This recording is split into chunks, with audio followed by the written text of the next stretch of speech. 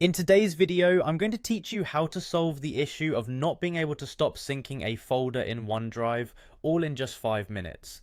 This can be a common problem, but fortunately it's one that can often be resolved quickly with the right approach. So let's dive in and get this sorted out for you. First, you'll want to start by navigating to the OneDrive icon on your taskbar. You can usually find it conveniently located on the bottom right corner of your screen. Go ahead and click on that icon to reveal a quick access menu. Here we're aiming to locate the settings option, so look for that and give it a click. Entering the settings panel might seem like a routine action, but it's indeed powerful as it gives you access to various tweaks and configurations that might be causing your issue. With the settings menu open, the next step is to find the section labelled Sync and Backup. This is where OneDrive manages, well, your syncing and backup processes. By navigating to this area, you're essentially entering the control panel for all things sync related. Once there, you'll want to select the button that says Manage Backup. This takes you further into the specific settings governing what and how OneDrive backs up your files and folders.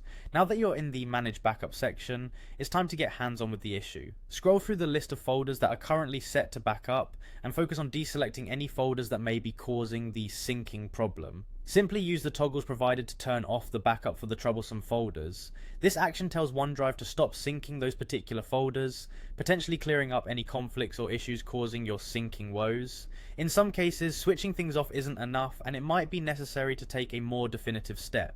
If the issue persists, you could try heading over to the Account tab within the same interface.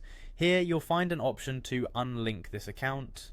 Clicking this will temporarily disconnect your OneDrive account from your device. Don't worry, your files in the cloud won't be affected.